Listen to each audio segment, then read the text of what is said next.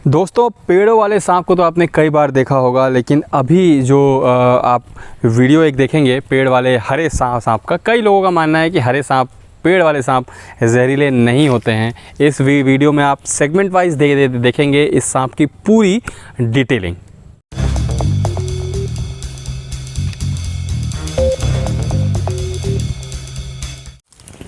तो दोस्तों, इस वक्त आप देख रहे हैं एक bamboo pit viper, Indian green viper, green tree viper या ट्राइमेनोसोरस ग्रामिनियस।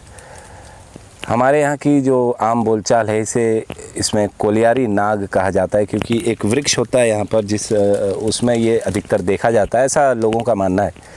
तो इससे पहले भी हमने एक बैम्बू पिट वाइपर पर डिटेल्ड वीडियो बनाया था, और सारी बातें एक वीडियो में कवर अप करना मुश्किल होता है क्योंकि वीडियो काफ़ी लेंदी हो जाता है। तो उस वीडियो में मैं उसका लिंक आई बटन में लीव कर रहा हूं दोस्तों, छोड़ रहा हूं, तो आप वहां से उस वीडियो को भी देख सकते हैं। तो उसी वीडियो से हम इसे आगे लेकर आएंगे। और सबसे पहले मनोज जी, मैं आपसे एक चीज़ पूछना चाहता हूं कि किसी भी स्नेक में आप ये देखते हैं कि जैसे ही आप उन्हें किसी नए एरिया में, जैसे इसको भी आप देख रहे थे, लगातार अपनी जीभ को लपलपा रहा है और बाहर निकाल रहा है, फोक साइज शेप इसकी जीभ है। तो ये या कोई भी स्नेक ऐसा क्यों करते हैं? कभी भी हम किसी भी स्नेक्स को रिलीज़ करते हैं तो वो सबसे पहले अपने टंग को ही बाहर निकाल के उस जगह के, उस वातावरण का जायज़ा लेते हैं कि वहाँ का टेम्परेचर कैसा है और वहाँ का हवा क्या है। वो अपने एरिया को, सराउंडिंग को अपने टंग से भी फील करते हैं कि उनके रहने लायक आगे होगा या नहीं होगा। उसके हिसाब से अपने आप को कंफर्टेबल फील करवाते हैं, उसके बाद ही धीरे से आगे बढ़ते हैं। बिल्कुल सही कहा आपने मनोज जी। और एक कोबरा का एक वीडियो हमने दोस्तों कुछ दिन पहले शूट किया था, जिसमें साइज़ के हिसाब से वो उसने अपने जीभ को बाहर निकाला, और जैसा बताया गया कि इनका एक स्पेशल ऑर्गन होता है जिसे जेकबसन ऑर्गन कहते हैं, उस पर ये अपनी फोक नुमा टंग को ले जाकर जो मॉलिक्यूल्स हवा में मिलते हैं उससे ये एक इमेज जैसी कुछ तैयार कर लेते हैं। ये हवा में जो भी इनको मॉलिक्यूल्स जो रहता है, जैसे कि अगर शिकार का पीछा कर रहे हैं या फिर किसी भी इन्वायरमेंट में है, तो अपनी जीभ से उस वहाँ के मॉलिक्यूल्स को टच करके अपने जेकबसन ऑर्गन, जो कि उनके फ्रंट ऊपर के जबड़े में ऊपर साइड होता है, उसको हल्के से टच करके वो एक प्रोसेसिंग यूनिट जैसा होता है इनका, जहाँ पे ये उस मॉलिक्यूल्स को प्रोसेस करके एक माइंड में अपने एक इमेज तैयार कर लेते हैं, जिसकी वजह से उन्हें प्रॉपर आइडिया हो जाता है उस जगह का। तो मनोज जी, हम जब इसे रेस्क्यू कर रहे थे, देखा भी था इसके बेली में, इसका बेली भी एक थोड़ा सा स्वेलन है और ये कंफर्म्ड है कि इसने कुछ खाया हुआ है। तो इसी पर हम आते हैं कि प्राइमरली चूँकि ये एक अर्बोरियल स्नेक है, तो जाहिर सी बात है ये ऐसे शिकारों को पसंद करता होगा जो पेड़ों पर रहना पसंद करते हैं। तो आप हमारे व्यूअर्स को बताइए कि मुख्यतः ये क्या खाना पसंद करता है? जी बिल्कुल सही कहा आपने कि ये मुख्यतः पेड़ों पर रहते हैं और पेड़ों पर रहने वाले ही को शिकार बनाते हैं। जैसे कि आप देख सकते हैं पेड़ों पर आपको सबसे पहले दिखाई देगा लिजर्ड्स की प्रजातियां कुछ दिखाई दे देंगी, जिसे आम बोलचाल में यहाँ पे तेंदुआ कहा जाता है जी। उन्हें सबसे पहले शिकार बनाता है क्योंकि वो ही मोस्टली आपको दिखते हैं। अगर उसके बाद अगर वो नहीं है, अगर छोटे बर्ड्स वहाँ पर आ जाते हैं, तो जो बड़े साइज़ के वाइपर्स होते हैं वो उन्हें भी अपना शिकार बना लेते हैं। और जैसा कि हमने इसे जब रेस्क्यू किया तो इसके पेट में हल्का सा कुछ उभार था, तो हम समझ गए कि इसने अभी कुछ देर पहले ही लंच किया है अपना और आराम फरमा रहा था, क्योंकि उस जगह का मौसम, उस क्लाइमेट जो था वहाँ का एरिया बहुत अच्छा, क्योंकि बगल में हल्का सा पानी भी था और शेड में था और अपने आप को आराम फरमा रहा था वो। तो दोस्तों, जो अगला टॉपिक है जिस पर बात करनी है वो है टाइप ऑफ वेनम या the kind of toxicity this snake has.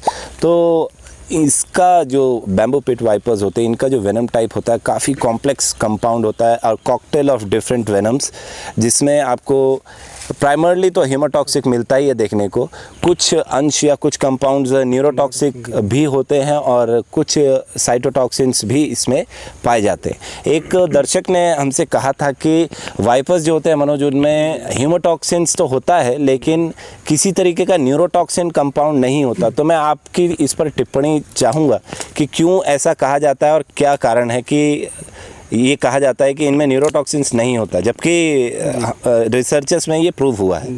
जी, आप जो पहले अगर देखा जाए तो ना, वेनम की कैटेगरी को दो स्पीशीज़ में डिवाइड कर दिया गया था। या तो कोबराज अगर होंगे तो न्यूरोटॉक्सिन ही होगा उसमें, और वाइपर्स होंगे उनमें सिर्फ हीमोटॉक्सिन ही होगा। ये चलन जो है पहले से चला आ रहा है, लेकिन कई साइंटिस्ट के रिसर्च कई साइंटिस्टों ने इसके ऊपर रिसर्च किया और उन्हें पता चला कि कुछ अमाउंट इनमें न्यूरोटॉक्सिन वेनम भी पाया जाता है। वो अगर न्यूरोटॉक्सिन वेनम नहीं होता तो आप इनके जो प्रे हैं, जो शिकार हैं, उनमें वैसा असर देख ही नहीं पाते, जिस वजह से प्री सिनेप्टिक न्यूरोटॉक्सिन होता है उनमें सिग्नल्स को, जो इलेक्ट्रिकल इम्पल्स जो ब्रेन से बॉडी में ट्रांसफ़र होती है, वो सब को ब्लॉकेज कर देना, वो चीज़ हो ही नहीं पाता।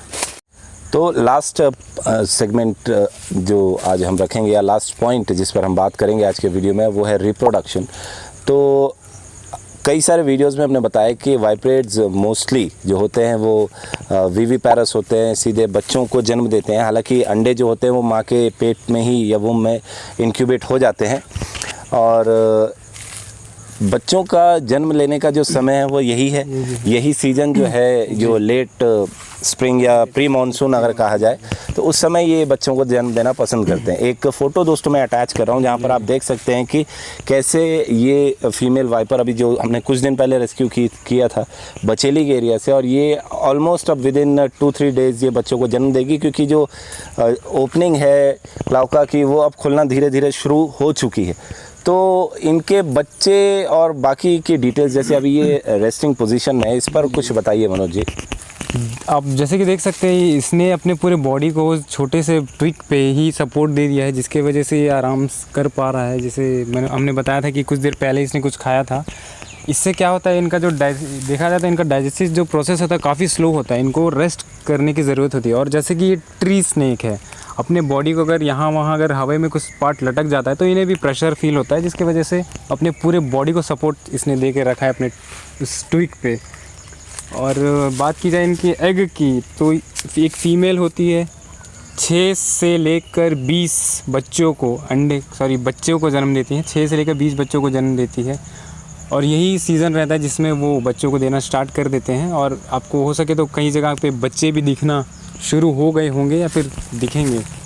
तो यही सीज़न है दोस्तों जहाँ पर ये बच्चे इनके दिखना शुरू होते हैं, और इनसे कोई ख़ासा परेशानी नहीं है। टिमिड नेचर के होते हैं, और अगर इन्हें छेड़ा ना जाए, परेशान ना किया जाए, तो ये आसपास घरों में आते भी नहीं हैं। तो दोस्तों आपने देखा कैसे ये सांप इतना ख़ास है, क्या पेड़ों पे इसकी पकड़ है, और किस प्रकार से ये पेड़ों पे अपना मनचाहा शिकार आसानी से कर पाता है। और इसको जहरीला ना समझना एक बहुत बड़ी भूल होगी। आपने देखा कि इसके जहर का प्रकार जो बताया गया है वो कितना घातक साबित हो सकता है। लेकिन एक अच्छी बात यह है कि ये जंगल का इलाका प्रेफर करते हैं और इंसानी इलाकों से दूर ही रहते हैं। इस प्रकार के जो जंगल है, हरियाली जो है, झुरमुट वाले पेड़ जो हैं, इस सांप के लिए बेहतरीन आशियाना साबित होते हैं। और इन सांपों का जंगल में बचा रहना दोस्तों बहुत ही ज़्यादा आवश्यक है। और हमको उम्मीद है कि ये जानकारी आपको बहुत अच्छी लगी होगी, पसंद आई होगी, और ये जानकारी ज़रूर आपके काम आएगी। दोस्तों ऐसी ही बढ़िया जानकारी के लिए और सांपों पे विशेष जानकारी के लिए आप कनेक्टेड रहिए हमारे चैनल से, स्नेक सेवर टीम AZN। दोस्तों एक अच्छी खबर ये भी है कि हम इंस्टाग्राम और फेसबुक पे भी सांपों के कुछ बेहतरीन तस्वीरें और वीडियोस डालते रहते हैं, जिससे सांपों को पहचानने में आपको बहुत आसानी हो जाए और सांप को देख के आप ये पहचान कर पाएँ कि ये जहरीला है या बिना जहर वाला है। और ये जानकारी आपकी जान बचा सकती है। और हमको उम्मीद है कि ये इस प्रकार की और कई सारी जानकारियाँ आपके बहुत काम आएंगी। दोस्तों आज के लिए इतना ही। जय हिंद, जय भारत।